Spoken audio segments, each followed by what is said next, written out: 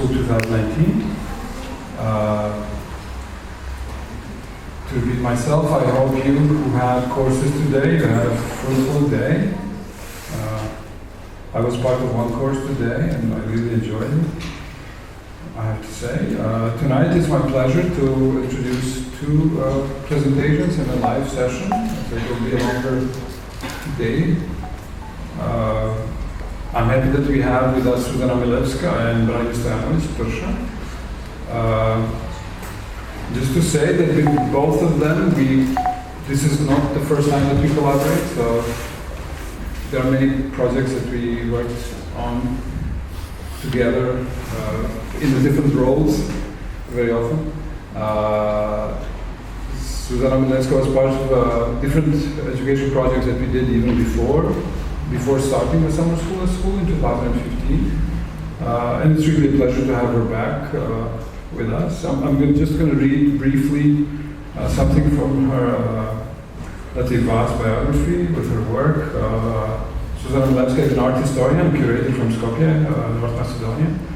Her curatorial interests include post-colonial critique of representational regimes of hegemonic power, gender difference and feminist art, construction of visual memory in photographic imagery and archives, art in post-socialist and transitional societies, collaborative, participatory and activist art practices. Currently, she is Principal Investigator at the Polytechnic University Milan. From 2013 to 2015, Milevska was the first Endowed Professor at the Academy of Fine Arts in Vienna, where she taught Central and Southeastern European art histories. In 2004, she was a Fulbright Senior Research Scholar. She holds a Ph.D. in Visual Cultures from Goldsmiths College London. Her project, The Renaming Machine, 2008-2010, in collaboration with P74, an artist-run space in Ljubljana, focused on the politics of renaming and overwriting memory in art and visual culture. She curated several exhibitions of contemporary art by Roma artists, including Roma Protocol, the Austrian Parliament, and called The Witness, BAK Utrecht. Among others, Milevska is the recipient of the Igor Zabel Award for Culture and Theory and the Alice Award for Political Curating, 2012. You have her bio in the material that is provided in the space here. You can find, of course, more information about her work online. It's really a pleasure again to have you here. The floor is yours. Thank you. Thank you very much, Albert, for this really extensive introduction. Usually people skip through my CV, so it's kind of very embarrassing to listen to this. But thank you again for inviting me here, and it's really interesting to come back. The last time that we collaborated was The Renaming Machine, and we were discussing the name of Macedonia, and now the name changed, so we can go on, we can continue further. Today I decided to present a paper, a lecture, which is really very urgent for me in my mind, because actually I work a lot with research-based art, and artistic research, whatever you call it, art-based research. There are so many different ways to explain something that is basically art that is produced based on research. But my question is how we can think together the aesthetical and ethical aspects of artistic research. So the title is Kalokagathia, which is a very old ancient term taken from aesthetics.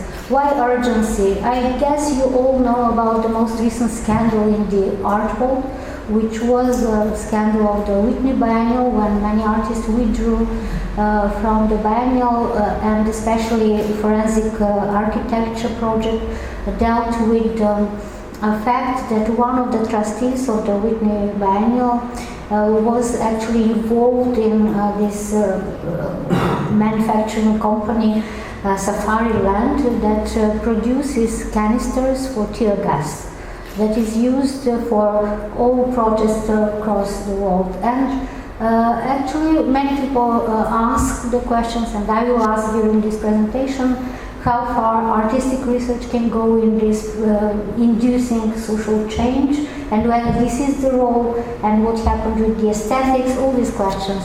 As I said, they managed actually to somehow force Kanders, the name of this board member, to resign. And the main question that now is asked whether this is the end, whether this is the solution of the problem and how far we can go, whether all the trustees should resign that have questionable forms or money. There's so many questions. But my main question remains about this relation between aesthetics and ethics in this kind of projects. This is nothing new. I want to remind you, I'm not here in the role of art historian or professor of art history, but I just want to quickly remind you to Hans Haacke and his works from the 70s, when he was researching similar problems, societal, economical, political problems, with trustees of the museums like Guggenheim and MoMA.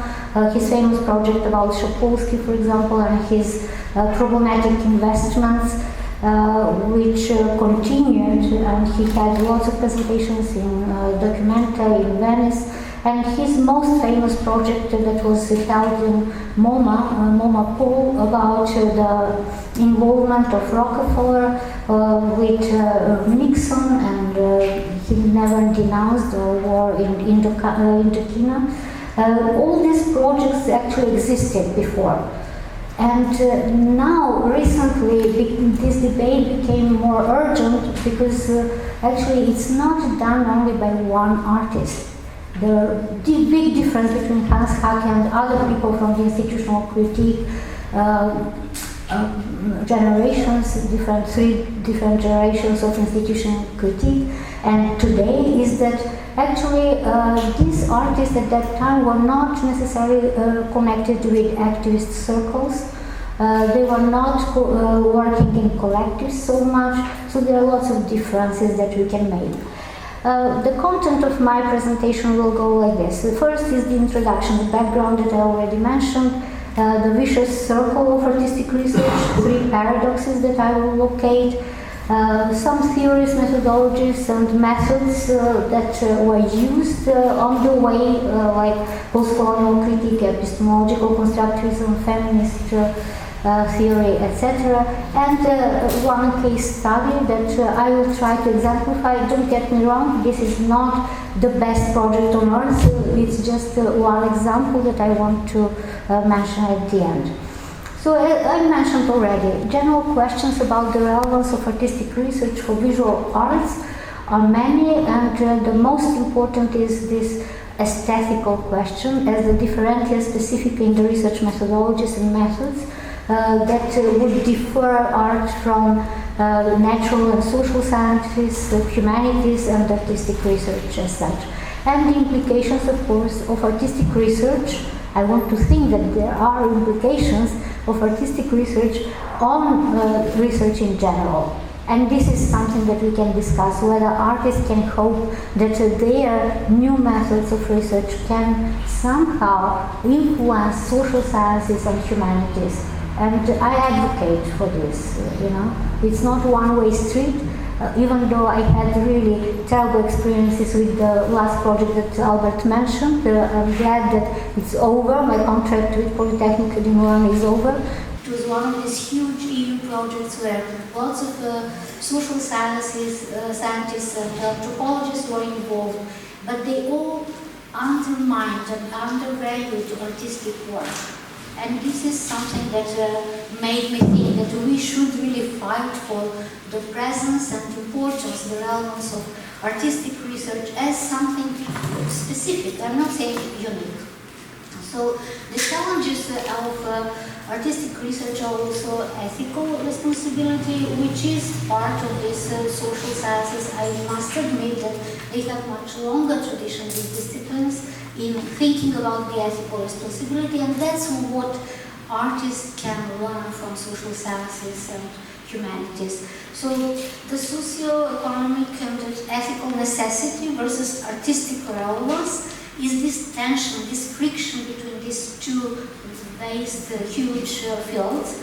And the simple jouissance is really important here, which I don't want to give up on, which causes pain if it's not limited by pleasure, but it's really definitely something that we should really think in the context of artistic research.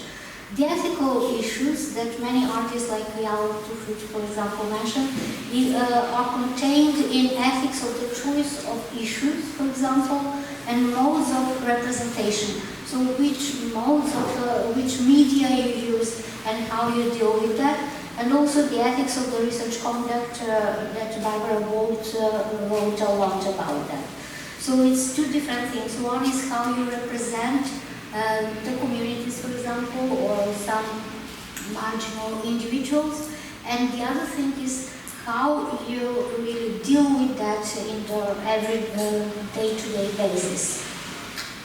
One question that I had coming from the Balkans, coming from Macedonia, where there is zero budget for research, artistic research, in comparison with Scandinavia, where there are paid positions for artistic research, is whether artistic research is a new kind of art or what. Because I realized that there are lots of artistic research projects that are done in a very autistic way. So this is, I had this question because I'm an older generation. The first book that I've read in English ever was the book Anti-Aesthetics. It was in 1980s, late 80s. And it was the book that somehow opened up all these questions for me, coming from formalist aesthetical education, you know, where it was almost forbidden to talk about any issues outside of the frame. And this book opened up these questions of what's happening outside of the frame of one artwork. The frame is taken from Derrida actually, the paragon concept.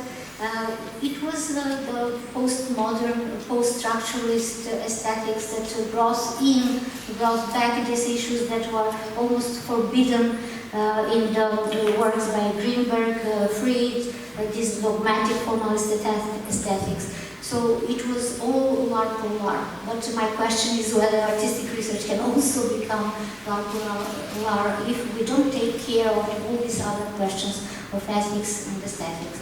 So Kalos means beautiful in old Greek, Agathos good, but in this ancient ideal, actually good and beautiful were together, were related, were interconnected, unlike in the formalist aesthetics where they were really separated.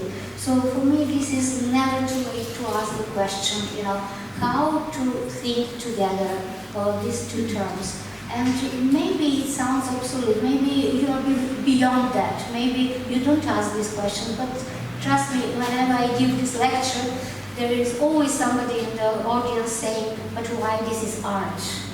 Why these ethical questions are art? How they become art? So for me, this is not important question, but it's important to ask why there are people in the audience asking this question. And my answer is exactly this, not so long tradition. It is only 40-50 years of tradition of formalist aesthetics that makes viable and legitimate still this question, why this is art, these ethical questions. The first project that I curated in Skopje, it was in 1992, I subjected myself to a very interesting experiment, which was the wave of expectancy wave. It's cognitive experiment where you get first one sound and then you are told that you need to wait for the second sound and then to interrupt the second sound, and you are put all the sensors and they measure your expectancy wave. At that time I was not aware what will be my expectation and that my brain will not react anyhow different than others. But for me it became metaphor, this experiment of what else we can expect. There was no way that I could anticipate that now I will deal with research, artistic research, even though this first project was based on chaos theory, actually very much on research. So all these years, I came while researching, I came to these three paradoxes of artistic research. The artistic research-based art practice is an essential component of both the research process and the research-based art as results. So it's one of the rare artistic practices where you, at the same time, are part of the research process, but the final result is also part of the research process. So this paradox creates some kind of friction and tension. The second paradox of artistic research would be how artistic research can intervene with different non-artistic societal processes.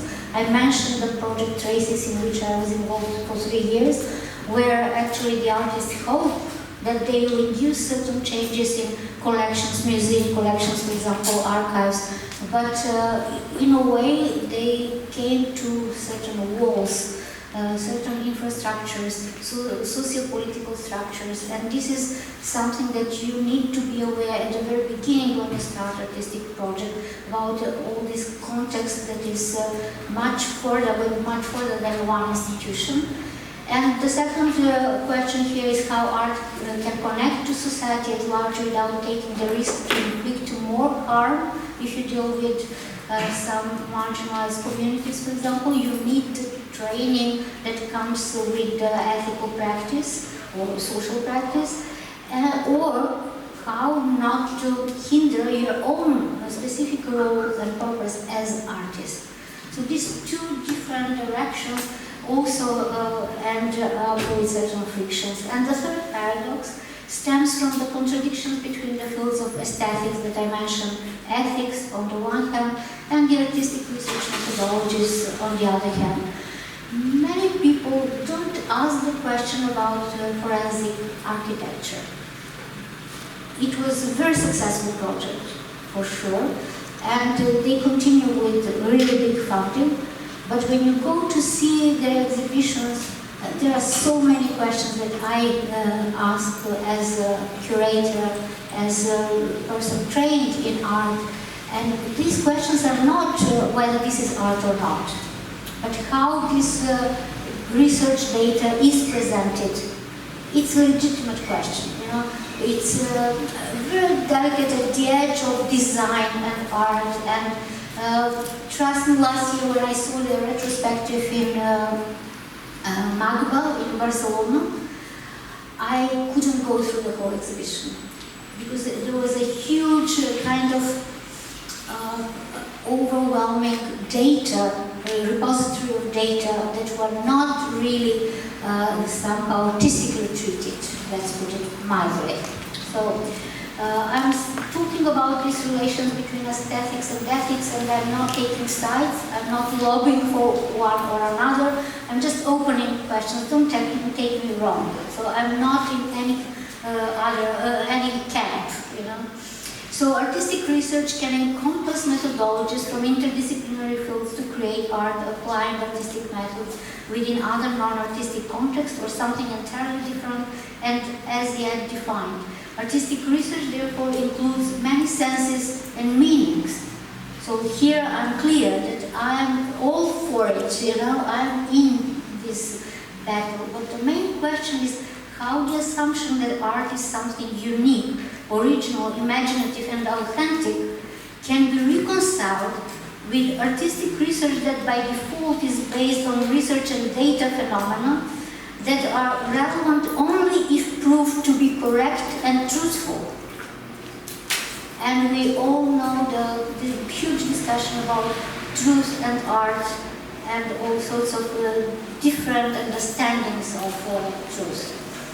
I'm sure that you all know about Walter Benjamin and his famous essay, The Work of Art Engaged with Mechanical Reproduction, but I will just come to the end of the essay and talking about the aesthetization of politics. He suggested that this was a key ingredient to fascist regimes. The aesthetization of politics is important because I mentioned forensic architecture, but I can mention many other examples. Aestheticization is a very dangerous game. It's a very dangerous game because you can end up in beautifying something that is really ugly. And this, fortunately for us, Walter Benjamin put it so bluntly, so early in '36. On the contrary, for him, politicization of aesthetics has been used as a term for ideologically opposing synthesis in communist countries, in Soviet Union, wherein art is ultimately subordinate to political life and thus, a result of it, separate from it, but which is attempted to be incorporated for political use as theory relating to consequential political nature. Benjamin was really right, but one thing that now we face today is that the reality is much more complex. You cannot really distinguish so easily, to separate so easily the fascist and socialist or communist aspects of politicization or aestheticization and so on and so forth. Aestheticizing politics turns visual representation into something temporal and utopian. And this is true, still true. Politicizing art, on the contrary, involves returning the image to the temporal and spatial specificities of its origin with a vengeance. Thus, it is made possible an art that can hold politics to account rather than simply exalting it. Both statements are right. So don't get me wrong. I'm not saying that Benjamin was wrong. I'm just saying that looking at this sculpture every day in Skopje, I can, somehow witness and state that in this very sculpture of the warrior or Alexander the Great, both, fantasies are connected in a way. So you cannot really distinguish where the politicization of art starts or ends and where the aestheticization of politics begins. And this is something that made us really very curious about the masculinity and power of the state for so many years. And now with the new government, these monuments are there to stay in Serbia, just 100 kilometers from here. So speaking of all these powerful regimes and how you research and how you deal with this, we are going back to the question, what you can do as an artist to deal with this, and how you can really go beyond that, or maybe not taking all these images incorporating with your works, or how you criticize them without really fortifying them, or even beautifying them. There are so many questions here that artistic research can try at least to answer. All these conundrums, I became aware of all these conundrums in one conference about artistic research in Helsinki in 2011, when I was asked to be evaluator of the conference as an external participant, as you now, so you can be the evaluator of my lecture later. And all these questions I had already in mind, but in the conference it was so weird that there was so big conflict, there was so big kind of contradiction between the speeches, between the presentations of the artists that were all, somehow promising a certain kind of social change. And then at the same time, I was one of the rare women there. It was really interesting how they all promised social change, but they didn't think about who is presenting and how come in this kind of high-profile conference there were hardly any women. This kind of contradictions, I wrote down a huge report and they never invited me again, of course. So, 3 parallel processes. that I also somehow located in this research art practices, the process of research as production of knowledge, of course, because of the way of your research, you find new data and you produce certain novelty, new knowledge.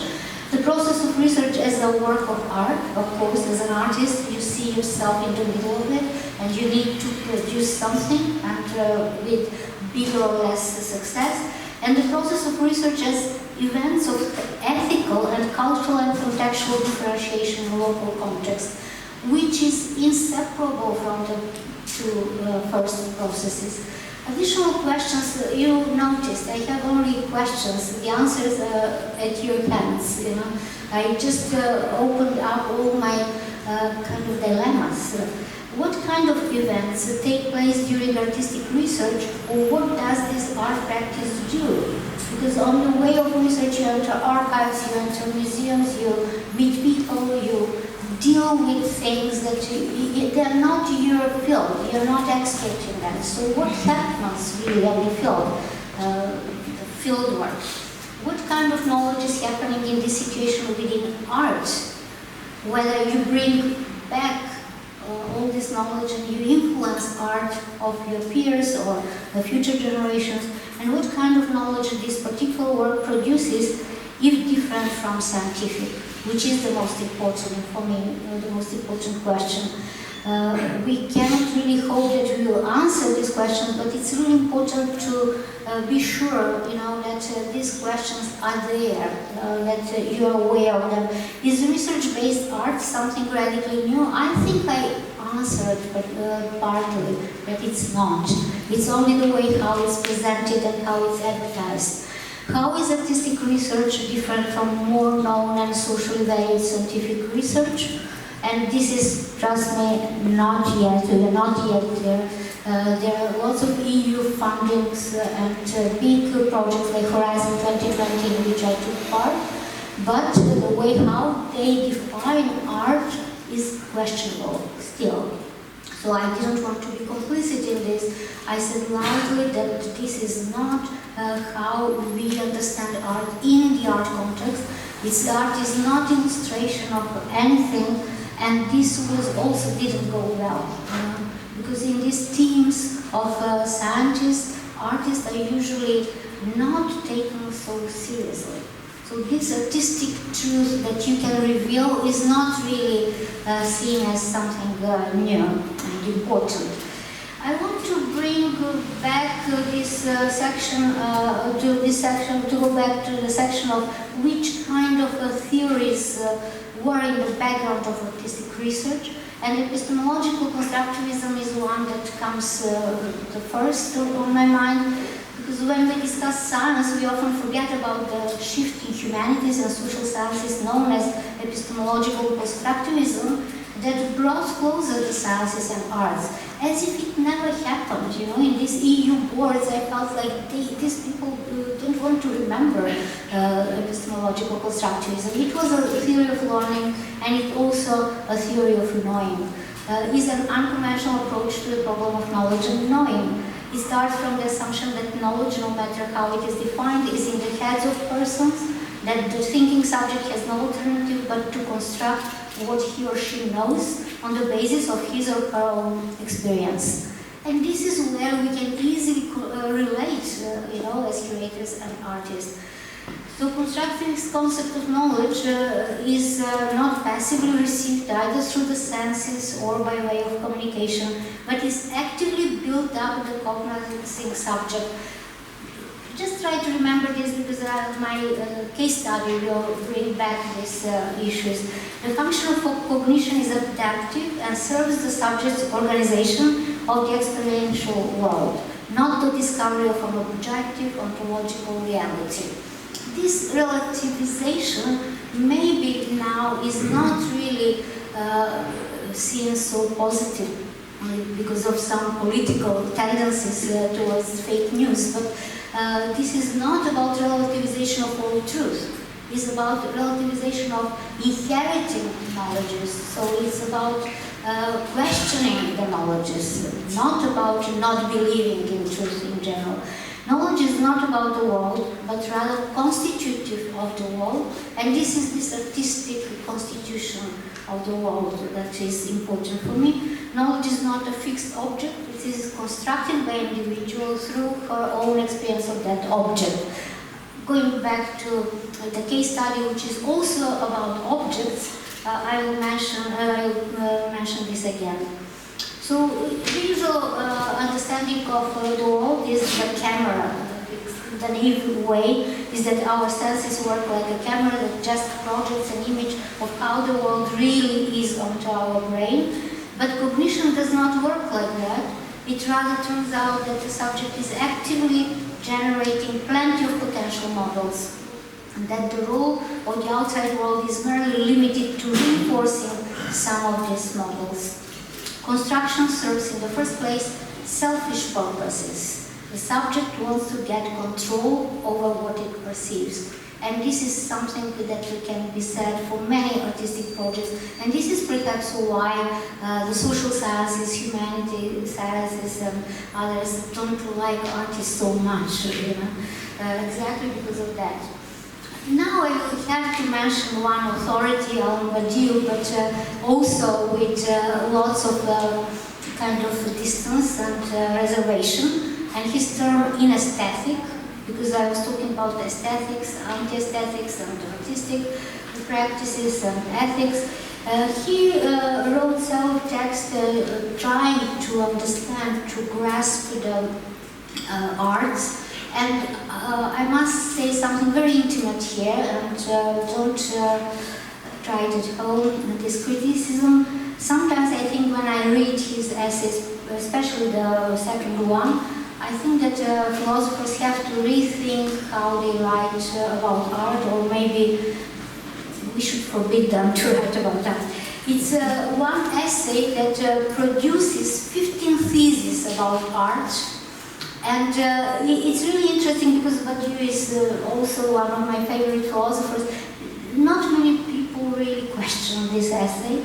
It's written, there is one quote here, art is immanent and singular, immanent in the sense that its truth is given in its immediacy in a given work of art, and singular in that its truth is found in art and art alone. And this is okay, like this, but when you see it applied, it's applied on Mark Lombardi. And Mark Lombardi is one of the really most interesting artists who is dead now, but he created these huge maps of capital and links between different very important figures like presidents of the United States and Osama bin Laden. This was before September 11, and FBI researched in the archives in Whitney Biennale about these maps after September 11th. So they followed Mark Lombardi, and then he committed suicide.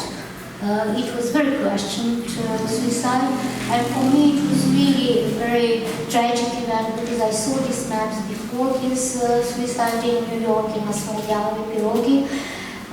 What I want to talk about now very quickly about the reason why I think that Badiou somehow mystified this truth in these maps was that he didn't take into account that Mark Lombardi was an archivist. His profession, original profession, was archivist. And he made several interviews, he gave several interviews before he became even famous as an artist. And that happened actually after his death. During his life, he had only one solo exhibition in Drawing Center that I also saw. It's really interesting how this mystification of truth in the essay by Badiou didn't take into account the artistic research. And the artistic research was there. In the interview, Lombardi said that he didn't find any truth on his own. Everything was in the newspapers, everything was already documented. He didn't uncover something that nobody else knew. So starting from this point, I'm not saying that actually there was no ingeniosity in Mark Lombardi. Actually, he's one of my favorite artists. But I'm really reluctant to accept this mystification of truth and aesthetics and all these abstract terms when you see that it's beautifully drawn, it's maps, it's drawing, it's also a kind of performance, because can you imagine the artist making all these lines, they're huge works, and also revealing something that was already there, already in the newspapers, in the news, but put there creatively, let's put it this way. We can go back to this, we can discuss this again and again. You know, I want to criticize Badiou, but actually I really want to make a case about artistic research, that artistic research is there, it's available, we can deal with that in artistic ways to make it a little bit different from scientific research. And the main question is how? What is this difference? And I'm not an artist.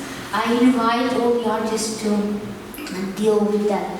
The methodology that is used in artistic research reminds me a lot about this old discussion about methodology between the model of oak tree and between the reason. The oak tree is old-fashioned hierarchical model of logic, where actually everything is vertical. Like there is a hierarchy between the organization of the knowledge, and then the reason is more scattered, is more kind of clumsy sometimes. And I like to think that art tries to combine the both methods, but I'm more inclined to go with the rhythm structure, which is taken from the Plateau book. So rhythm or multimodality, every rhythm contains lines of segmentarity according to which it is stratified, deterritorialized, organized, signified, attributed. There is rupture in the rhythm, and this is the most important, whenever segmentary lines explode into a line of flight. This is something that I bring into analyzing different artistic research projects, where actually there are two problematic theses usually. I don't subscribe to these common problems, but still they are present. I must reveal them.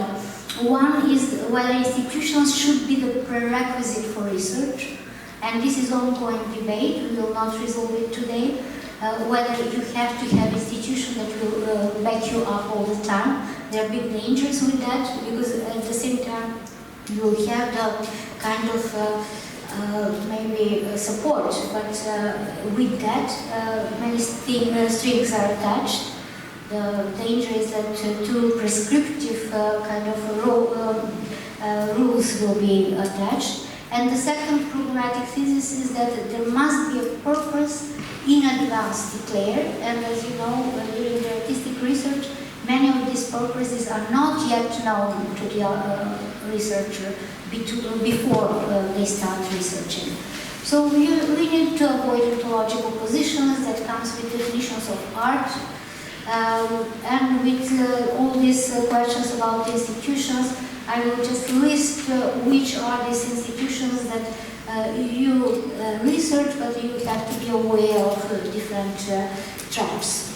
Of course, state, city, museum, and other institutional archives, family albums, communities, natural phenomena, social phenomena, correlations, all these different sources for your artistic research, they all have different kind of rules and traps attached. And that's why I say that different examples of artistic concepts, strategic models and media use restaging or reenactment, appropriation, irony, participation, reverse recuperation or redistribution in order to address the issues of autonomy, hegemonic, hierarchies, over-identification or interpolation, but at the same time they can become entrapped in the very same problems that they address. I came to, I don't know how far I'm with time, I came to the case study, which I will use just to exemplify some of the aspects of artistic research. It was part of the Traces project and the exhibition that I curated in February in Polytechnic University Milan, The exhibition was called Contentious Objects, Ashamed Subjects, so it's a kind of obvious take on this dealing with the past and dealing with objects that, either in the National Archives or scattered in different collections or museums. Isaac O'Byrne and Martin Kren are artists that were involved in this 3-year research project. Isaac O'Byrne is Irish and Martin Kren is Austrian artist from Vienna. They worked on the project transforming Long Cash Maze prison. It's a political prison in Belfast that was closed down when the government of Ireland and British government signed the Friday Agreement. For me, it was really important project because I could visit and revisit Belfast for one very pragmatic and personal reason, that Ohrid Agreement in Macedonia was drafted after Friday Agreement. It was just a year after the Friday Agreement was signed, so the conflict that we had with the ethnic Albanians in Macedonia somehow for the time being were in 2001 were just drafted in this Ohrid Agreement that somehow maybe didn't resemble so much to the Irish situation, because this situation went backwards for 100 years, but I was really interested to see how this situation developed in Belfast after the signing of the Belfast Agreement, and what happened actually this material culture that was a result of this Long Cash Maze prison. The artist went back and forth to different communities and different witnesses. They couldn't enter the prison because the prison was locked down, so the prison was completely abandoned. But on the course of the research they found out that actually the prisoners produced lots of objects. And some of these objects were just collecting ready-mades or producing some boxes or some instruments or whatever. So their main question was where these objects are, because the prison was closed. Who cares for these objects, and what are the memories that somehow are collected along the way with these objects? But the artists didn't just make an archive of these objects, they didn't just put together or exhibit these objects. They came up with 3 different processes, methods, strategies to deal with these objects. One was the restaging or even repairing, locating them, finding them, then making photographs of them, reappropriating them, putting them in different contexts, and also a long oral history, microhistory project was in parallel taken on board with collecting and recording witnesses, statements of all the people that were somehow involved in producing the objects, or even collecting them, maintaining them, even when they were not the producers. And this retelling, the oral microhistory, was actually resulted in a brochure with all these stories.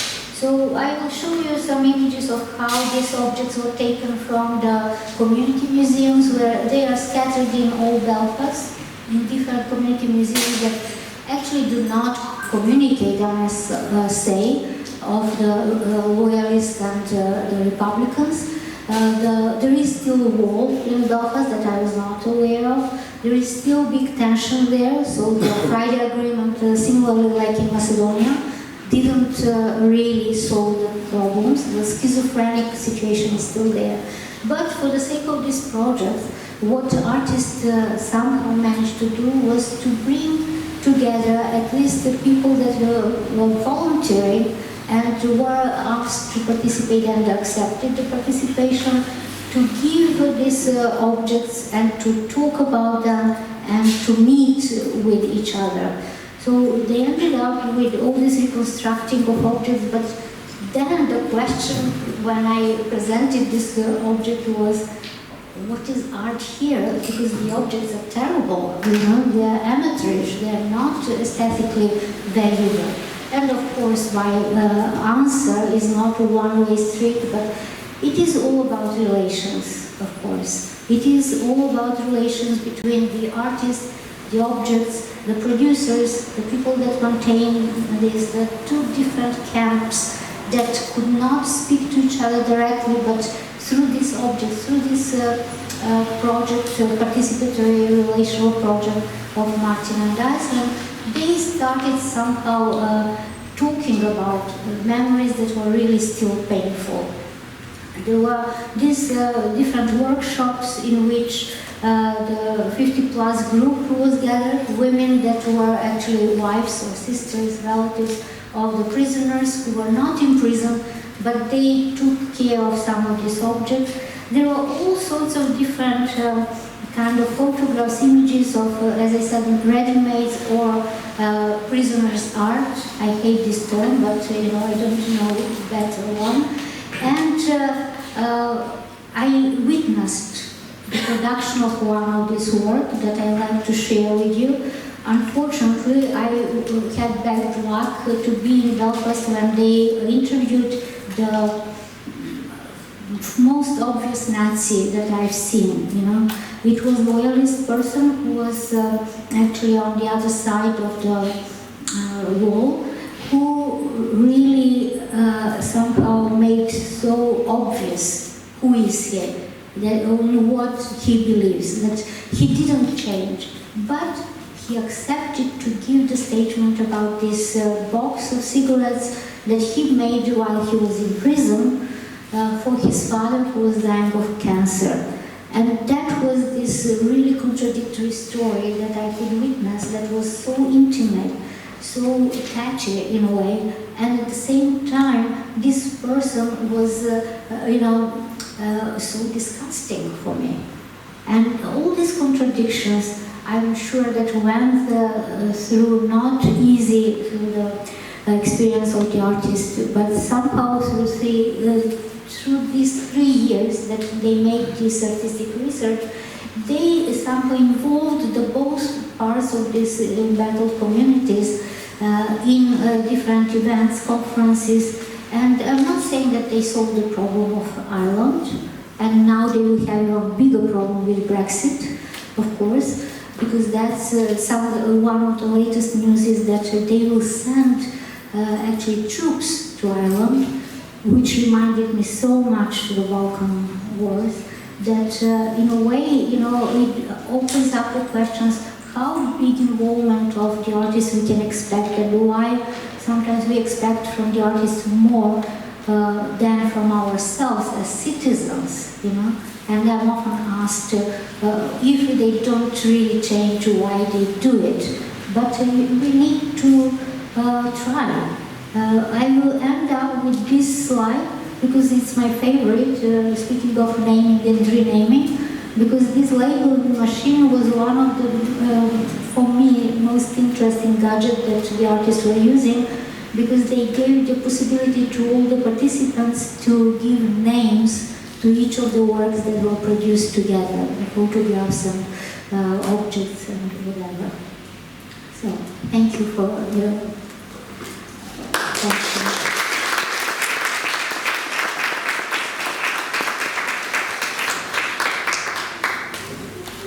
Thank you so much. We're going to open the floor for questions. If someone has and wants to make them. Okay. Bernard?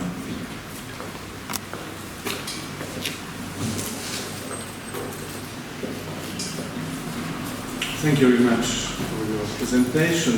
And I would say I agree concerning the introduction. Now you get into a project, so we maybe it would be interesting to discuss longer also on the project, more specifically. But to the introduction, I agree mainly with all what you presented and all the paradoxes. But for me, there is a kind of problem. Let's say I'm since 15 years I direct one of the first one of the two first research units in France, and I'm very involved in politics of research. And as you, I go to Elia with very big difficulties, but your report has brought some results. Now the president is a gender, not clear gender woman, maybe. So Elia also changes, but it's a big problem, this kind of organization. What I see in the problem of art research is that you are somehow also trying to draw the boundaries of discipline.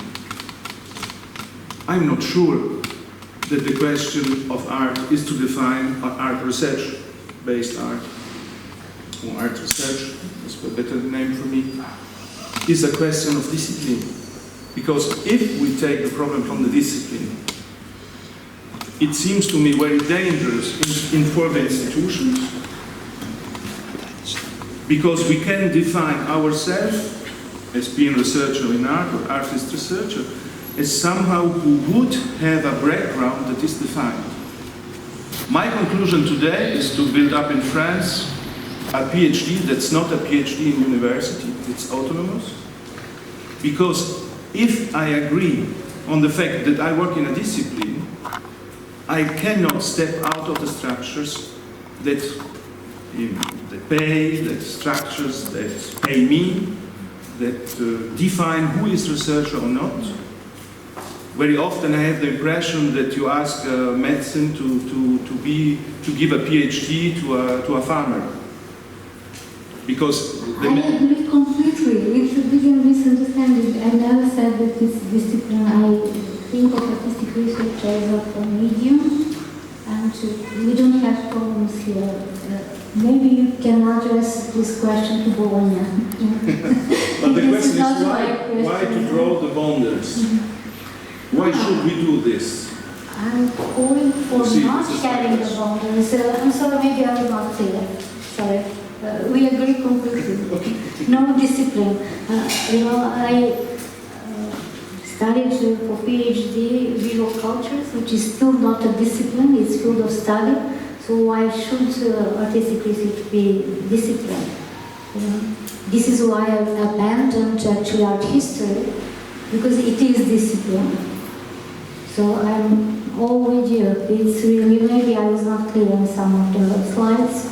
I'm just trying exactly to get away from these, expectations from artistic research. Exactly because I was at Alien, and I don't think it will change a lot because of Bologna and the structures. No, Alien is worse than before. They now define what is research, so it's really dangerous. But this is another question. Thank you for the comment, but I agree completely.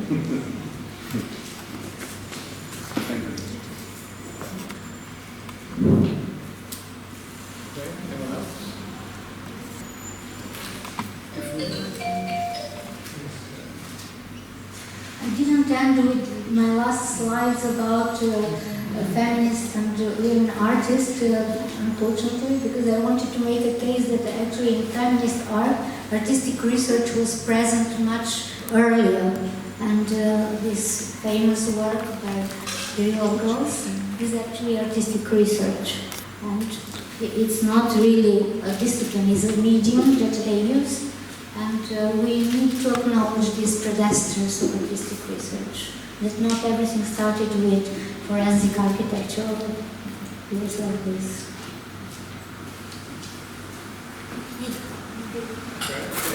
We can go to... I'm going to give a break, 15 minutes break, and then we continue with the next presentation. Thank you so much. And you can continue to discuss.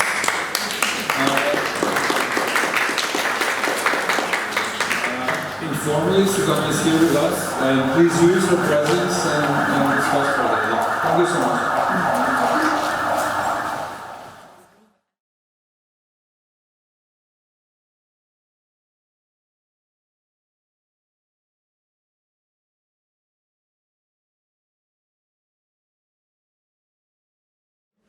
This year, he is in a different position.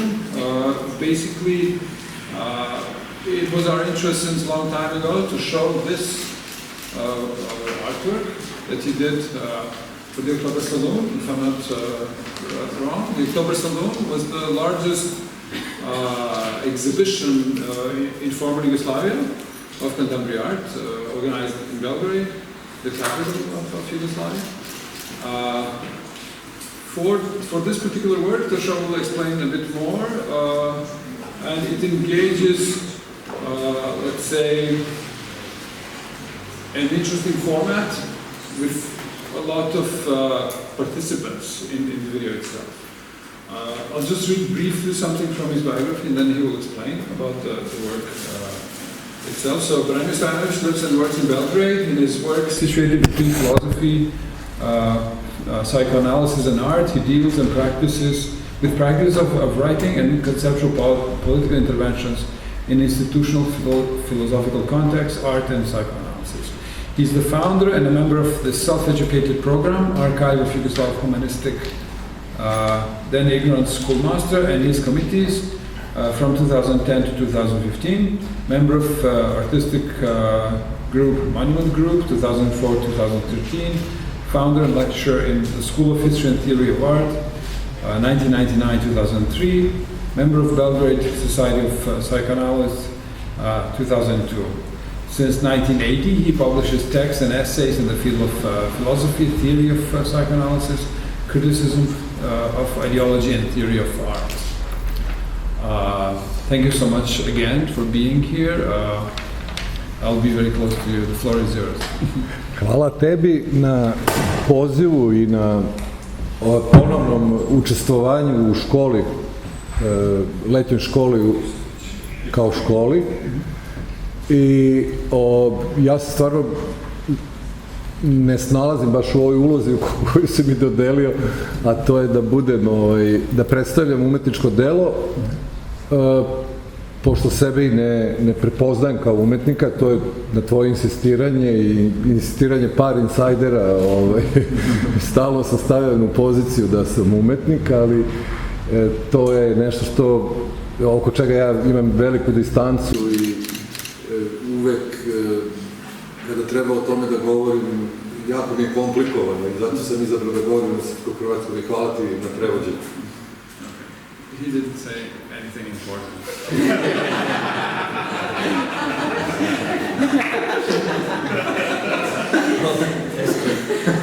So basically, he thanked us for bringing him over again. For him, it's a bit strange to be placed in this position, to talk as an artist, let's say, but it's not a strange position because he did an artwork anyhow, and it's very difficult for him to articulate thoughts and positions from this particular platform. Sa ovim radom ja sam se isto našao u jako čudnoj situaciji. So with this work he also found himself in a very strange situation. Kurator izložbe Oktobarskog salona Branislav Đaković, so the curator of the October Saloon 2011. godine, pozvala me I rekla da bi žela da ja kao da dam doprinos toj izložbi koja je te godine bila, koje te godine ona radila. So she invited him to basically contribute in the exhibition that she was curating that year.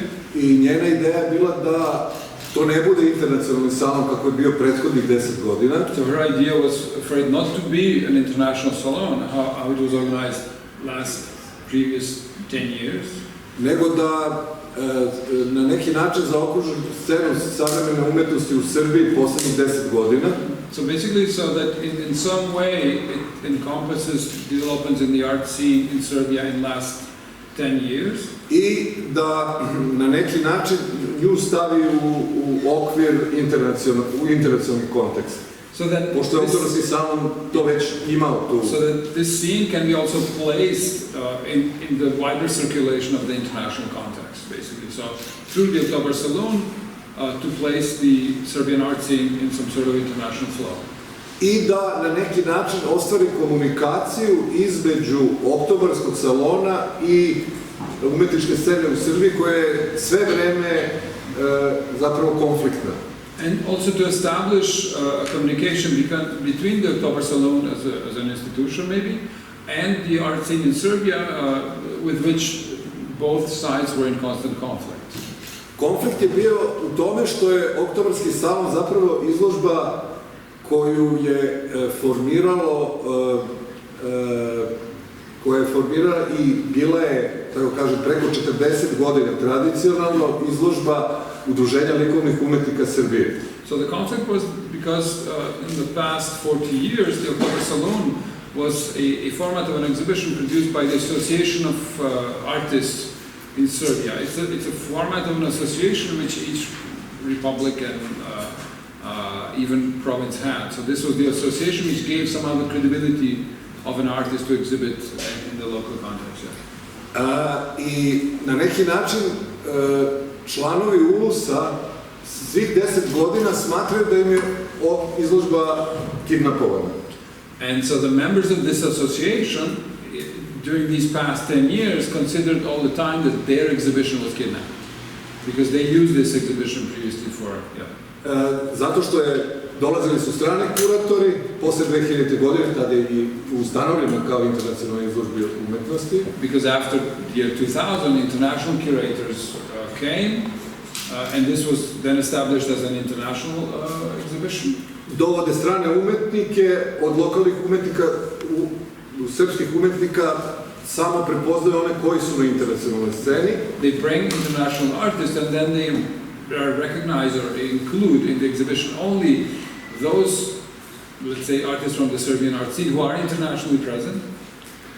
I na neki način lokalna scena, a broji preko 3000 članova ULUS-a. And in a way, the local art scene, which has around 3,000 members in Serbia, ostaju potpuno izvan mogućnosti da participiraju u tu izložbu. They remain almost absolutely outside of the possibility to be part of the exhibition. Kad me je pozvala da razgovaram o mojoj participaciji u toj izložbi, ja sam joj... When she invited me to be part of this exhibition, da, pozvala me na sastanak i pitala da li želim, ja sam rekao pa ne znam, ajde ako nešto smislim, i tog momenta sam rekao, pa dobro, imam ja ideju šta bi radio. Okay, so basically I said I don't know, I will think about it, and then at the same time I said, okay, I have an idea what I want to do. Ja ću da pozovem članove ULUS-a. So I will invite the members of this association. Formirat ću jedan competition, jedan konkurs. Yeah, I will create a competition. Pozvat ću sve zainteresovane umetnike ULUS-a da predstave u 10 minuta svoj rad, a da ću ja tu na neki način samo im davati taj okvir i prostor i mogućnost da budu izloženi onda na toj izložbi, a da svako može šta god želi u tih 10 minuta da urade. Dakle, ja sam samo dao okvir za to, a oni su se javljali i negde oko 64 umetnika mi je odazvalo se tom pozivu. So basically he created a framework, he gave through an open call to each potential member of ULUS that would apply. ULUS is the Udruženje likovnih umetnika Srbije, to apply, and then they would use those 10 minutes as a platform through which they would participate in the exhibition. And they could say and do whatever they wanted within those 10 minutes.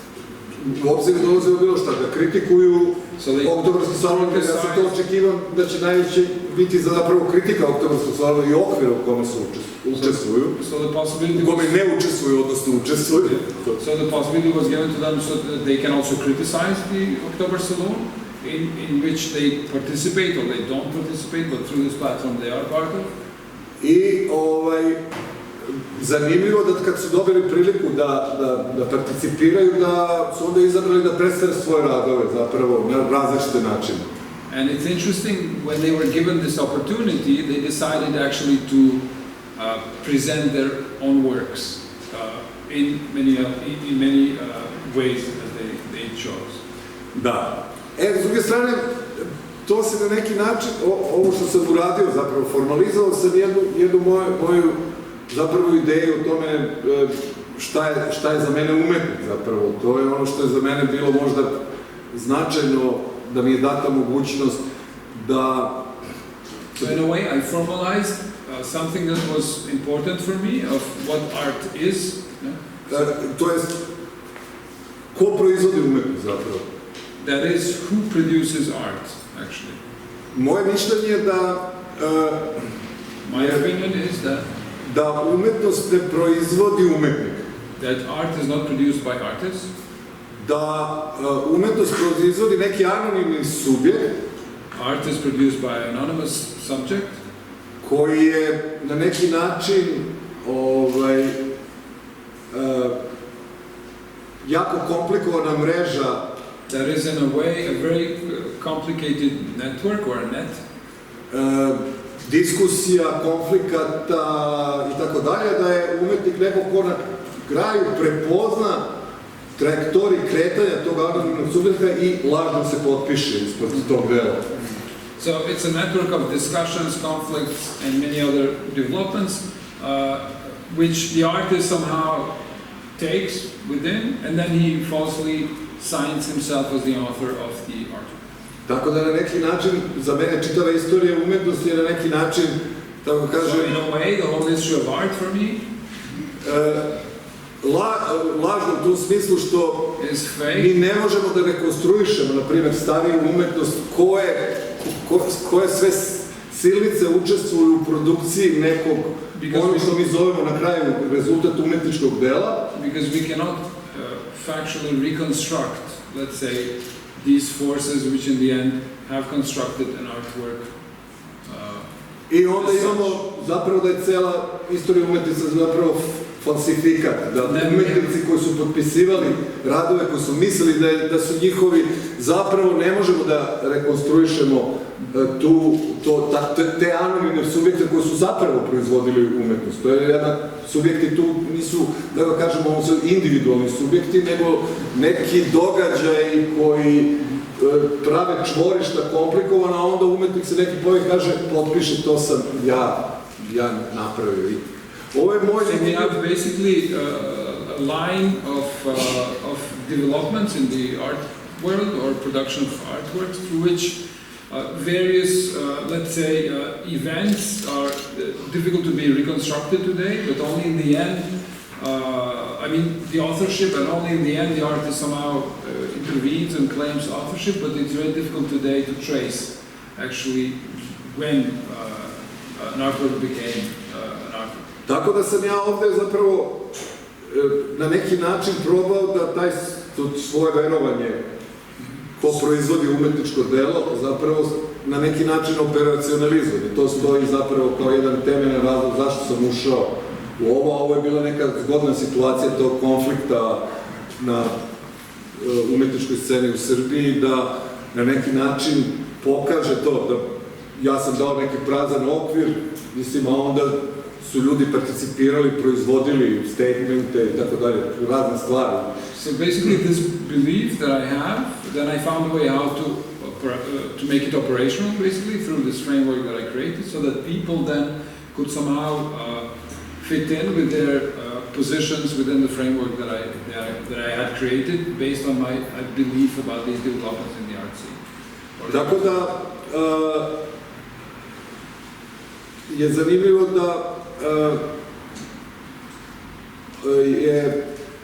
da sam na kraju ovaj rezultat, a to je film, jedan zapravo film koji traje nekih 7,5 sati. So in the end the result is this film which is 7 and a bit more hours. I onda ja sam hteo da ga postavim u prostor Udruženja likovnih umetnika Srbije, pošto oni imaju svoju matičnu kuću koju izlažu umetnost. So I wanted them to place this artwork in the space that they use. They have their own space, an exhibition space that they use. The association uses. Međutim, u pregovorima oko toga da li mogu da izložim taj rad kod njih, oni su rekli da mogu, ali da oni traže 60.000 evra za 2 meseca izlaganja. But actually during the negotiations they agreed to show the work in their space, but they asked for 60,000 euros as a rent space, as a rent for the space that it would be used for the art. Mada su njihovi članovi bili zapravo Yes. Oni koji su bili, da kažem... Even though their members were those who were in the actual artwork. Da. To je uglavnom oko konteksta. This is about the context of the artwork. Sad bi mogli malo da pustimo kako to je... Yeah. I will not translate the... This is impossible. It's not impossible, it takes a lot of time. Okay, the lights, please. These 3 dots again.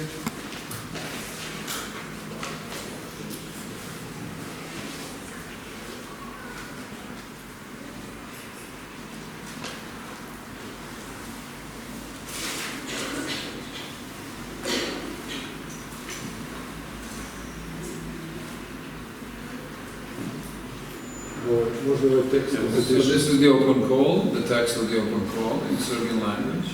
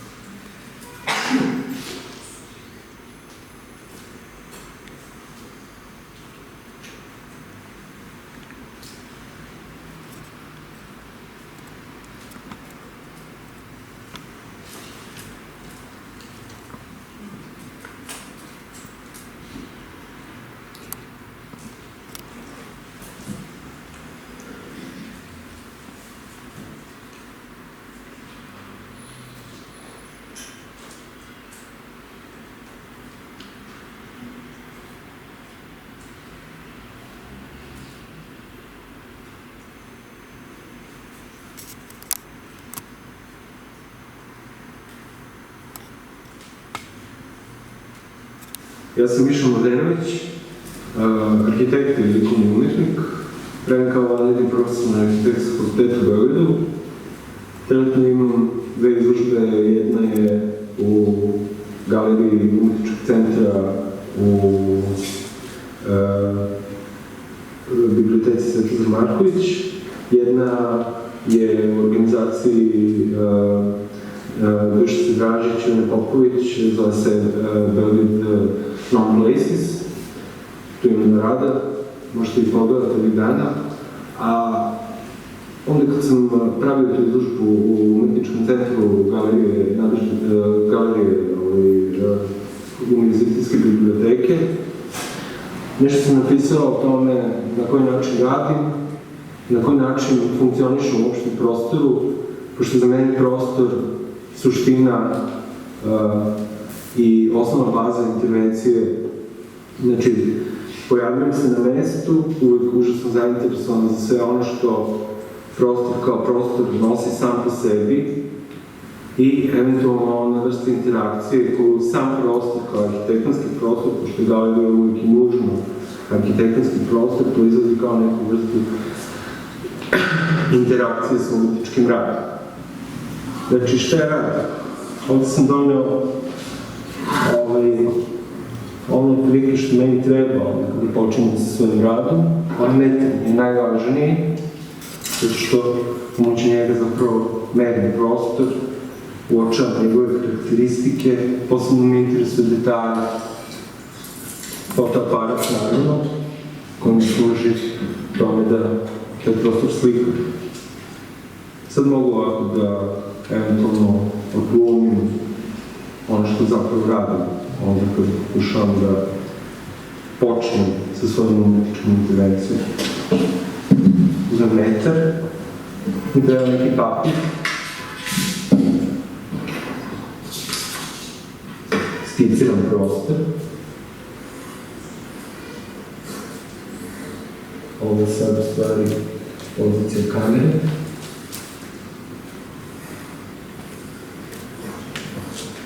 Ovdje postoji jedan stup, tamo postoji neka prostorija, to me sad ne zanima, zato što je van polja ovog grada. Koliko je ovo veliko?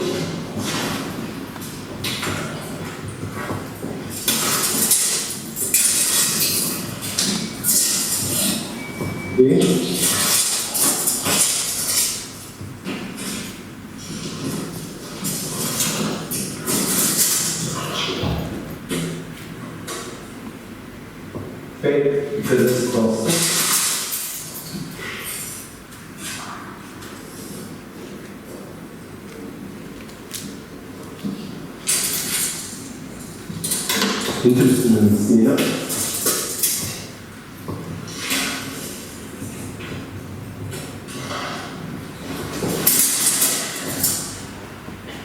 Tačno 3 metra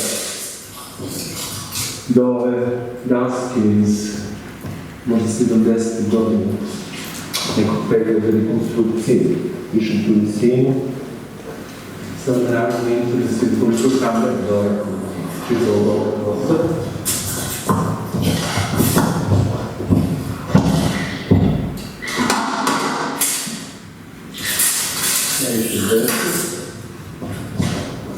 Do ovog puta, u kojem sam poređao stvari.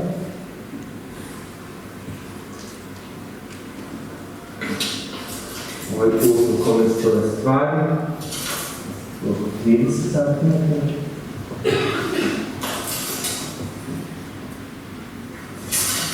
Za 90. Ovdje sam ja. Isto što ovaj konzir. 130.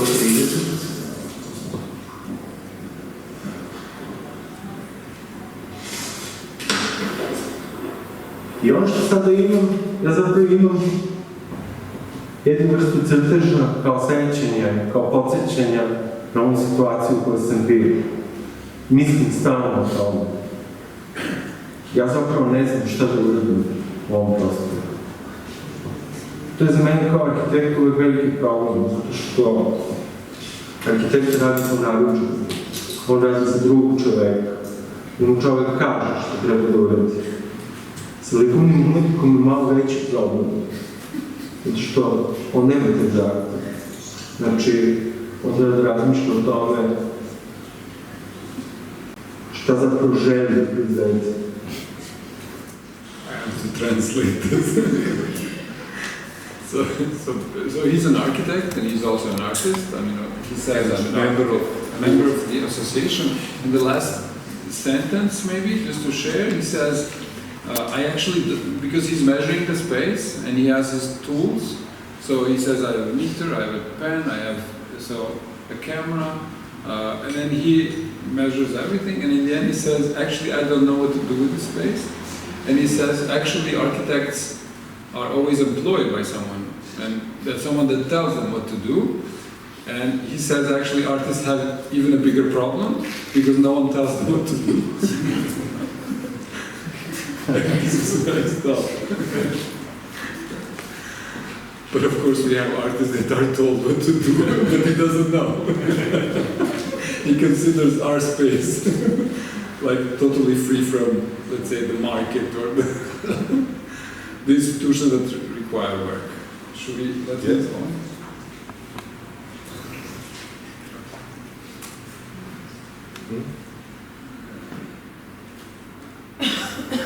Ono što mi sad pada na pamet i što sad mogu da izvedim, to je neko uzmem ovu zdelu i da kažem da hoću da nacrtam jednu najobičniju liniju,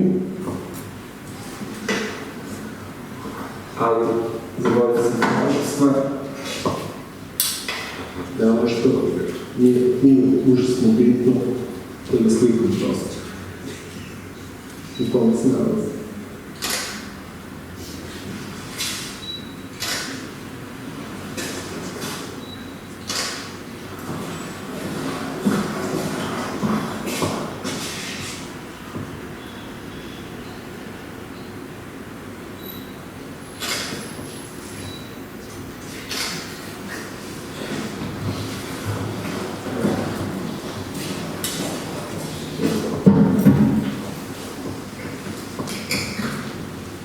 Rekao sam već da mi je kompjuter užasno bitno. On služi tomu u stvari da probam da čitavu ovu stvar rekonstruišem, dekonstruišem i povremeno se zadržim na određenim detaljima koje me u stvari inspirišu da uradim čitavu stvar. Poslednje vreme se najviše bavio, najviše bavio nekom vrstom poništavanja u stvari arhitekture, brisanja arhitekture, jednog procesa u stvari u kome ljudi vole da vide arhitekturu kao reprezentaciju moći, reprezentaciju društvenog sistema, kojom nisu zadovoljni, koje vole da pišu i te tekstove u stvari konstantno poništavaju. Oni pišu po arhitekturi, onda oni koji brane po arhitekturi, ucrtavaju te tekstove, bavaju se uglavnom tom stvari. To je jedna od stvari u kojoj volim da se bavim. To ima veze naravno sa nasiljem, konstrukcije stvari koje su proizvodale i određenih stvari umerenja, čemu daleko treba da služi, na koji način treba da funkcioniš. Eto, pokušat ću da izvučem jednu liniju.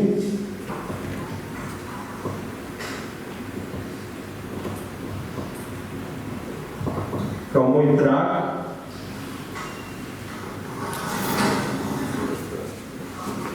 So basically, he left a mark in the space, but he was also talking about power, about how architecture and relates to power and how it dominates cities or not.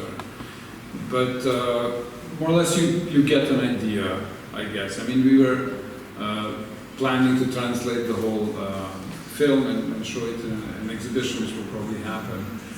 But should we show another, or No. Or, yes, This is only an example. Yeah, this is one example. Can we have the lights on, please? I 64 puta ovo. So 64 times this, basically, in the work itself. Yeah. Should we open the floor for questions, if there are any? Can I ask one question? Is your thesis that actually artists... Can I ask in English? Yes. That artist is actually an anonymous subject is very interesting. It reminds me to Russian formalist and avant-garde theoretician Osip Brick. You know, he wrote that even if there was no Pushkin, somebody else could write Onegin. You know, so like this is very interesting, but I wonder how do you reflect that in the work? What is the form that you use to sort of, like, what is anonym here? Are these, or is it you?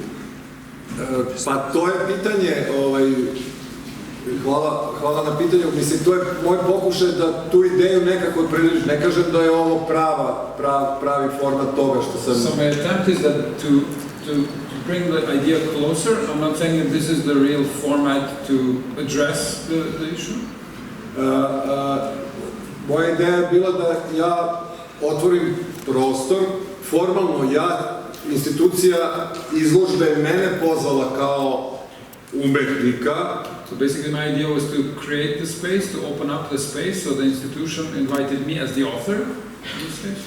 Kurator je prebacio deo moći na mene. So the curator basically transmitted power, or part of the power, to me. Ja sam rekao, ja neću ništa da stvaram, ja ću da otvorim prostor za druge da stvaraju. And then I said, I'm not going to create anything, I'm going to open the space for others to create. I sada je pitanje, ko je proizveo ovaj rad, mislim. Now the question is who produced this work. Postoji jako puno nivoa gde ne može da se odluči zapravo ko je zapravo napravio ovaj rad. Mislim da je... There are many levels in which you cannot decide who produced the work. Naprimer, vi sigurno znate, ne znam da li se ovde diskutovao rad Gorana Đorđevića ili anonimno koji radi kopije. So I'm not sure if you discussed here the work of Goran Đorđević or the anonymous artists who create copies. Da. Njegova teza je zapravo da kopiranjem. So his thesis is actually that by copying. I odatle mi je došla ta ideja o anonimnom umetniku zapravo. This is also where the initial idea came to me, or where the idea came from to me. Ta o anonimnom subjektu This koji is proizvodi umetničko delo. That produces the artwork. Jer njegova ideja je da kopiranjem, da zapravo on kao anonimni subjekt, neko, ma ko da je to, koji proizvodi fake komade umetnosti koje potpisuje tako, na neki način pravi jedan haos u istoriji umetnosti, jer original, kopija, datumi i tako dalje. Because he in his practice creates these, let's say, non-originals, basically, not to call them fake, but non-original artworks, copies, and by producing them and signing them with dates which are, let's say, sometimes not factual, he creates this chaos in the artwork.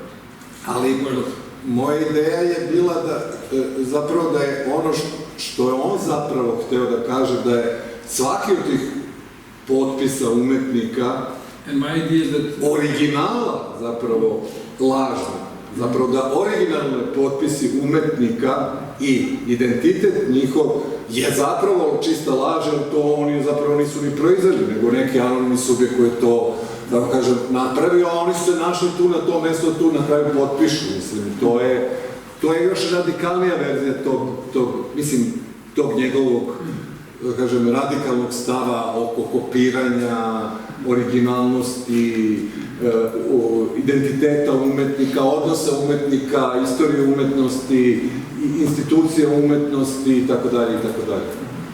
So basically that practice also is even more radical because he questions even in the level of the signature of an artwork.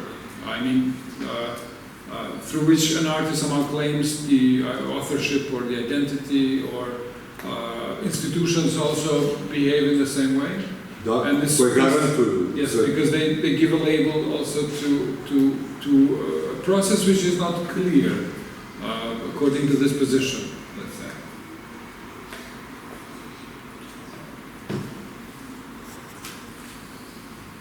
Anyone else? Yeah, sure. I can speak. Yeah. Was this in the most recent October Salon? No, right? No, this is 2011. Okay. So, how do you feel about the fact that the most recent October Salon clearly had a large group of international artists that have no relationship to the Belgrade or Serbian art scene? And as far as I can tell, were clearly predetermined before the open call happened and all the Serbian artists were chosen to participate in this large group exhibition. It seemed to me like two different shows in a certain way. Two different shows? I mean, the title, something about marvelous cacophony or something, it just seemed somewhat contrived. And it just seemed to me that the curators had an idea that they wanted to do. They brought it to Belgrade. They put some Serbian artists into it. I mean, maybe I'm wrong. How do you feel about that last salon? Try it in English. No,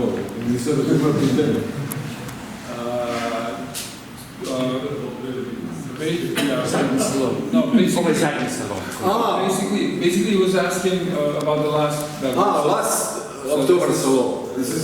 Yes, this last October Salon is some kind know about this split in the Serbian scene and make open call for all artists in Serbia to participate to commission of artwork. Some kind this deal with this situation of split in Serbian local scene and tension between international exhibition and local people artists.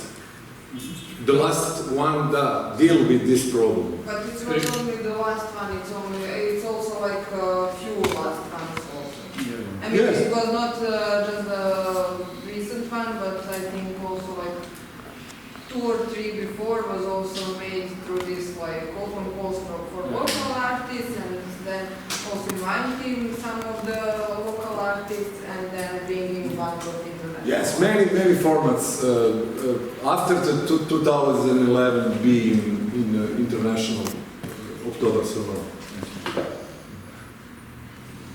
But these sort of improvisations happen even here, basically. So there are formats of exhibitions that they want to be international, but then they also want to be somehow local. Someone is invited, someone is not, someone is like, this mix is like the exactly right model for public institutions that don't really have clear position of what they want to do. They have to satisfy the local, somehow, taxpayers or politicians that request inclusion or democracy within an exhibition, and then their ambition to produce, let's say, high quality exhibition, and then they don't do either this or that. So there are these continuous failed attempts to satisfy everyone, but in arts it's very hard to satisfy everyone. Right? So you have to... It's a compromise. Yes. And it's nothing new. Actually, Istanbul Biennale has exactly the same model ever since they started. It's not known to the open public, but they have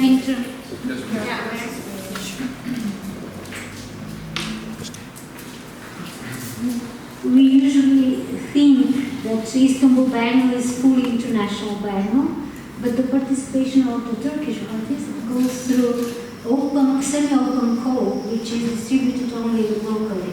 So the international artists don't really know about that. So there is a lot of schizophrenia and compromises made.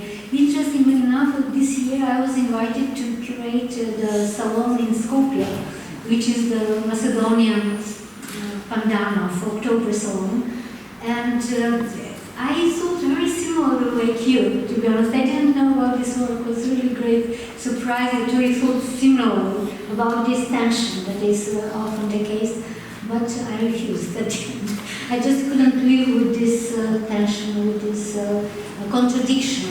You either do it or not. It's a huge problem. Yes. And also the problem in the local level in Serbia and all countries in Yugoslavia is a position of artists. The member of ULUS, for example, is a self-organized group of artists who produced one exhibition. And in the time of transition, you have some kind of similar position like a worker in socialism. In Yugoslav socialism, worker is a self-organized economical production group who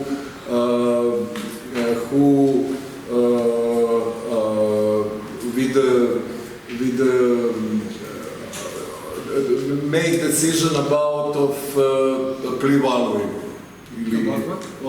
Viših vrednosti, kako se kaže? Surplus value. Surplus value, yes.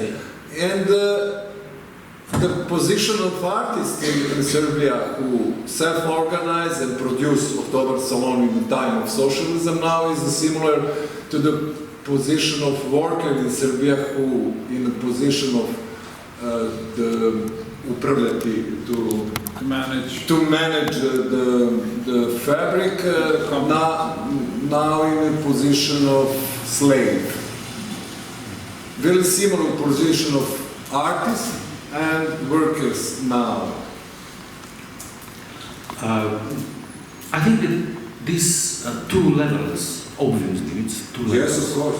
That they are, that the gap is widening, and then I don't see that any reconciliation is possible.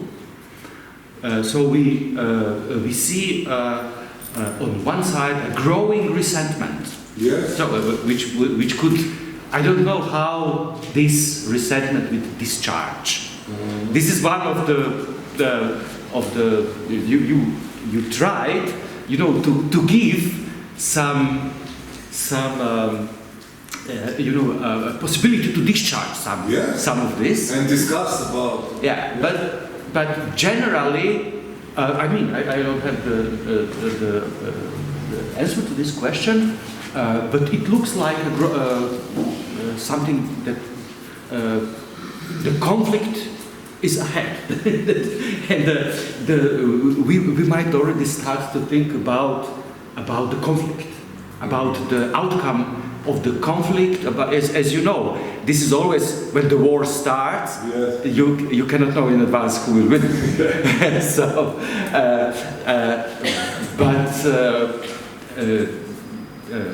I'm just like opening this. You know, we are talking actually about impossibility of reconciliation and the growing reason for a conflict, and we have already two subjects, and we can, my talk was about, through the language, about precisely these two levels of a linguistic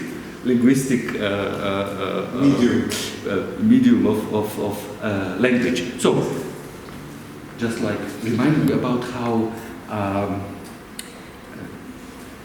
about the future, which is it's completely open. Yes. Just to connect a bit with what Tosha said, he was thinking about self-management system in companies in Yugoslavia. I mean, in some stages of emancipation of the system, somehow workers through a very precise level of administration could, let's say, manage their own companies. Basically, say they were not shareholders because it didn't exist as such, but they could manage their companies. But in terms of art, I maybe just to share some positions, the associations were actually power. Let's say the association was not workers; this was elites. Yes, which controlled not only spaces for exhibitions, they also controlled international presence through the system, because the system included only these artists who are members of the associations. And Yugoslavia at that time had many foreign, let's say, presence through various spaces and institutions, Germany, France, US, elsewhere. So this is how the circulation of thought and ideology was channeled through. Yes. So in few countries, and it also financial power. So they were well, let's say, taken care of because they represented national artists, right? So these were state artists. And when the state changed, in many cases, for instance, the case of Kosovo is very interesting. These associations, immediately after the war, they tried to reinstate themselves in some position. But it was very difficult because 10 years of occupation, when this association did not exist, they lost, let's say, power. And it was very hard to fight somehow with an art scene which functioned without these systems of hierarchy or power. Several times they staged protests in front of the National Gallery demanding their exhibition, and they didn't have like a salon, they just had an annual exhibition of artists of the association. When a director that had more position toward the scene said, sorry, no, you know, then all of a sudden they disappeared. So basically last 5 years, you could say that no one knows that this association still exists. And this then creates space for other, not associations, but let's say other free flow of artists that normally you would see as part of these associations, right? So you have this, I call it a middle level in the art world, which currently in Kosovo has a bit more opportunity. Let's say 5 years ago they did not have any, which then flows around. But in Serbia, I think it's still an interesting. I mean, I'm not sure if it's a clash, but I think in that country, with no doubt, they are the position that prevails, right? Because power has an interest to have an association like that still functioning for various reasons. Whether in other countries, more south, these are, I think, in a different level, these developments. I mean, if I can just modestly add something to your position. Da imate prilike da čujete sve ovo, mislim, Udruženje likovnih umjetnika Srbije je sada jedno ovo što je upravo Boris rekao, mesto totalnog resentimana. To je u stvari mesto pokušaja da se stalno anticipira kako se opet priključiti državi i tražiti od nje moć. Tu je od klerofašista, mislim, imate sve desne ideologije unutra, tu preko, mislim, više od 2/3 direktno su fascisti, direktno. So the tendency is from these right-wing, let's say, forces within these associations to continuously ask and find ways how to become part of the state apparatus again, right? Not to have a different way, and of course you have different groups, but to compare, in Kosovo you have a similar tendency of, let's say, city theaters, various groups constantly wanting to become state, let's say, and through it to organize, to at least secure some sort of financial security, but of course power as well. So there's, I mean, and it's interesting to compare because Serbia had a continuity, right? Kosovo did not have because of 10 years of no institutions. But the tendency could be traced, you know, with various similarities. Yes. This is the last question.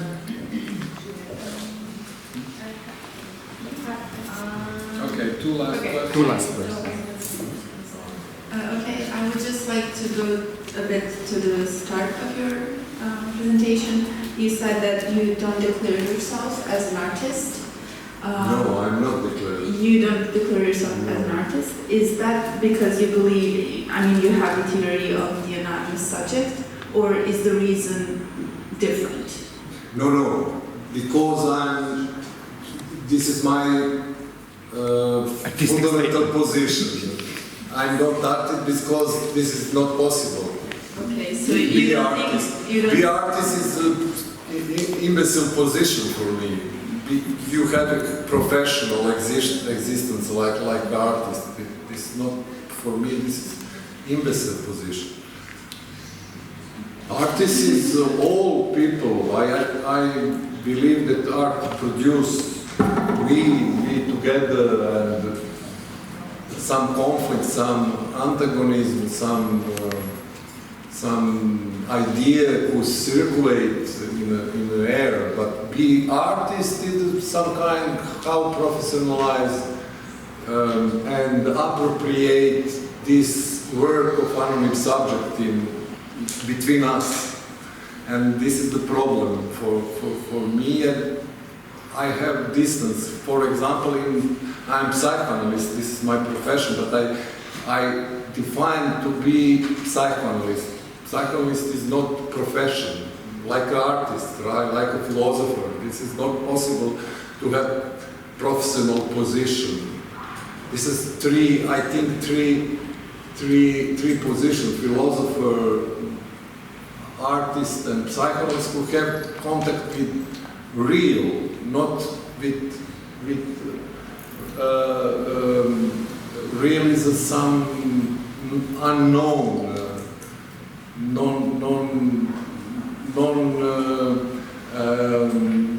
Possible to make some kind of. This is the problem of. Is it possible to know, like an artist, to produce research on? This is the Milevska. I think it's not possible. Knowledge and art doesn't have any contact.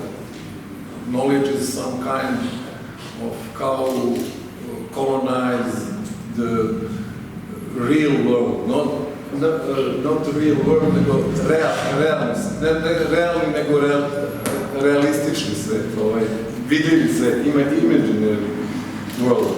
But real is beyond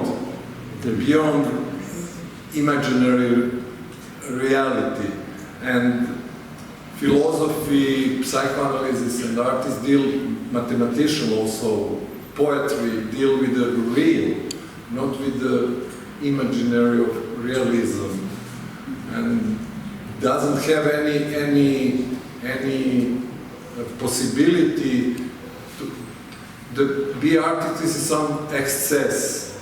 This is not possible to... I hate Heidegger, for example, but he has a very good statement. Any possibility to philosophy is to raspustiti, to dismiss. Dismiss all faculty for philosophy. Any chance for philosophy. For art also, I think. So do you think that maybe some kind of a problem solution for the conflict that you have in Serbia regarding the association is maybe some kind of anarchy? Anarchy? Yeah, no. In that way, maybe to change the type of organization of artists. Maybe just to form it in a different way.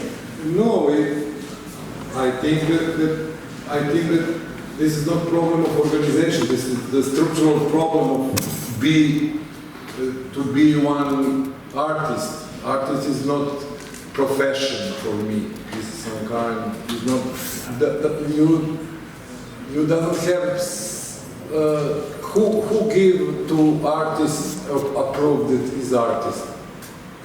Only him to himself. Not to authorization. Outside authorization is, yes, exists. To give the faculty, to give the association, art association, state. I don't know, but for me, this is some kind of self-authorization. Thank you. Okay, for now. We may be short, make it short. But what I wanted to say, I agree very much with what you said. That is the same question about discipline for me. It's exactly the same question. That I think we can do research, but I don't think we can do it in a discipline because it's not a profession. But what I wanted to say is what seems interesting to me in the explanation you said both about this history and this conflict. It seems to me that the Yugoslavian situation has been quite a singular situation. Also, if we think back to Soviet problematics of auto-organization of the artists in 27 and whatever, I think that the Yugoslavian seems to have been a very different kind of situation. But the implosion of this kind of organization through the implosion of Yugoslavia seems to have brought back the problem of the bourgeoisie, the salon. Yes, you are making us kind of salon de refusé. Yes. And the salon is the power in the salon, in the bourgeois salon, is the taste.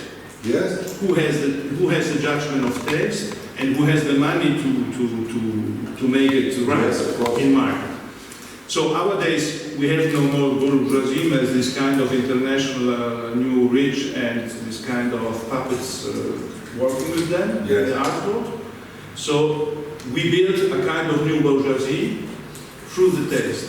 What seems to me interesting in the example we saw, and nothing about taste is present. I could have any judgment of what we saw tonight in this short example through taste. So that you seems, because the Salon de Refusé was still saying it's another taste. I'm modern and you are not. Yes. My taste against yours. It was in bourgeoisie. It seems to me that the problem we have now, we stepped out of bourgeoisie, and this way of reconstructing a kind of international globalized bourgeoisie, yes, tries to work through state, through scandal, through a kind of state, of taste somehow. Yes. It seems that if you don't work on taste, and it seems to me a very interesting question. Yes, and the name of October Salon is some kind of tension in all history of socialistic Yugoslavia. October is chosen because October is a month when Belgrade liberated from Nazi occupation. This is one side, revolutionary side of exhibition, and Salon is the second part. It's a bourgeoisie. And this is the conflict and antagonism in the whole history of socialistic Yugoslavia. Some kind, the name is a problem. Yeah. It's a Yes, in itself. May I just like some... if you really want, because Albert said no. Yeah, I was just to say, you know, Habermas, the concept of public or Öffentlichkeit, it's precisely salons. The bourgeois salon is the birthplace of what we call public. So this is the crisis of the public. Yes. And the taste and the... Yeah. Yes, the privatization of public, total privatization of public. Yes, this is the problem, yes. I told you that he doesn't have anything important to say in the beginning. I just wanted to, of course we can discuss more, and I invite you to continue. I mean, we will have a live session by Liburn Jupolli at 10 o'clock, but we have some 40 minutes with Torsho, Boris and Suzana and everyone else. I want to thank you very much, and thank you all also that took part in this discussion. Thank you again.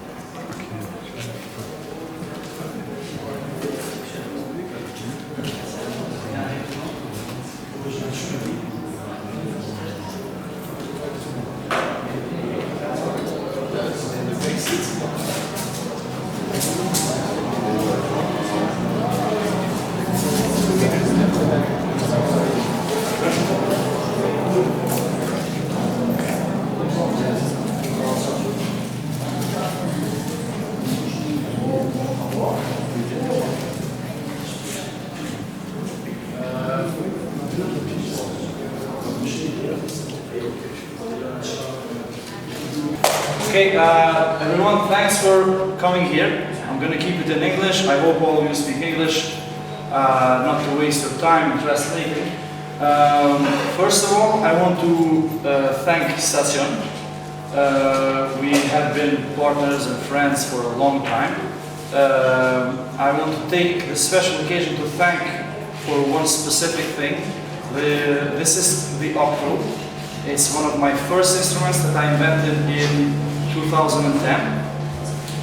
And Stacion, with 2 other editions and some other smaller events, has kind of in the background supported the growth of this instrument. So this is my 3rd time with this instrument within the summer school and in some other smaller occasions for concerts. So I think that's great, and it's a very good opportunity for me to try new stuff with the instrument. You know, every new invention needs platforms to develop. Today, I've made a kind of compilation of the recent work that I'm doing with the instrument in regards to my doctoral studies. This is the most extreme setup yet, around 35 external effects, all going through this instrument. I'll give you a brief idea of what the octo is. So my intention in 2009 was to create a stringed instrument which could encompass all string instruments which are strung, okay, from east to west. So I developed this kind of 3 systems of tones where you can hear different scales from.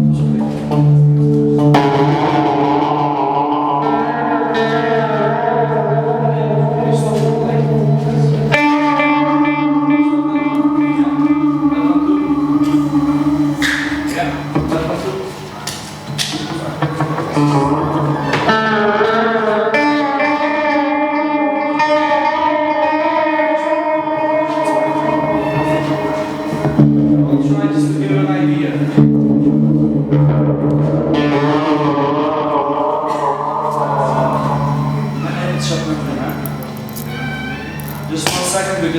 living hell. Okay. So basically, in a guitar you would see around 24 frets, separations for tones. The octo has 43. And within these 43 frets, you have a system which accommodates most of the Eastern instruments like saz, the oud. You can have bouzouki around here. You have bass, you have baritone guitar, you have loud, etc., etc. Just by the tone, you can hear.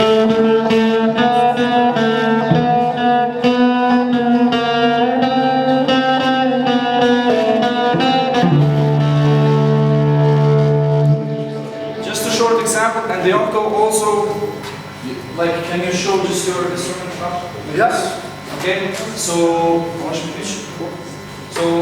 usually all electric instruments get connected to the amplification system, whatever it is, through one output. So everything you control, either for space, where your sound comes from, or for color, will affect all the strings. The octo, each string has a separate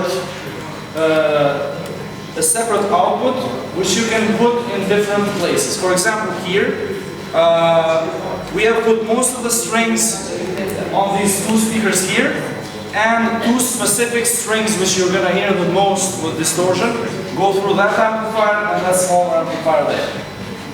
Plus, almost each string has 5 different effects which can color the tone. Okay, so today we show you a kind of journey through all these different possibilities, and also with Mr. Astrid Stoffa, which is one of my very good friends and our dear colleague, one of the very, very, very prolific instrumentalists of Kosovo, playing for almost every song, almost every occasion where there is some ethnic instrument. Mr. Astrid Stoffa also plays, besides the guitar, all these instruments that get emulated by the octo. So I took especially Astrid for this case, so you can make a juxtaposition between this modern, all-encompassing instrument and one instrument which kind of is already traditional. And of course, Mr. Cardon, which is one of the newest, youngest metal musicians in the scene, playing with one of the most exciting metal bands in Kosovo, Frisian. He will help around with the effects, because of course with all this you're going to need some help. And he will play by the end with us. Okay, I took a little bit more time so you have some information. Of course, when you see something strange like this, you might want to know a little bit more about it. If you want, you have also some old albums of mine. I'm giving them for free. They're there. Albert knows where they are. Feel free. Yeah. Thank you all for coming and enjoy.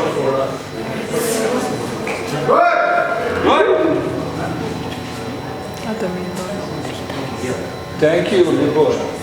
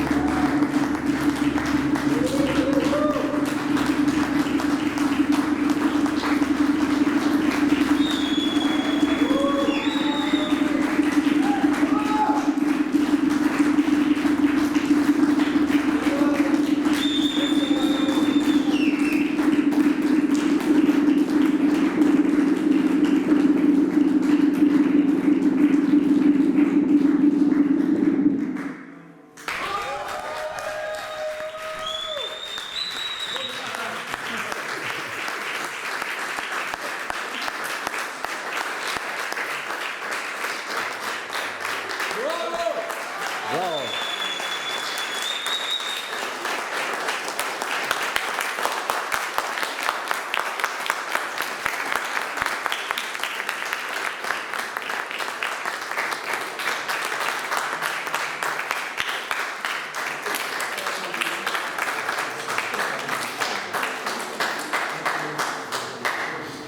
Any questions? You can always.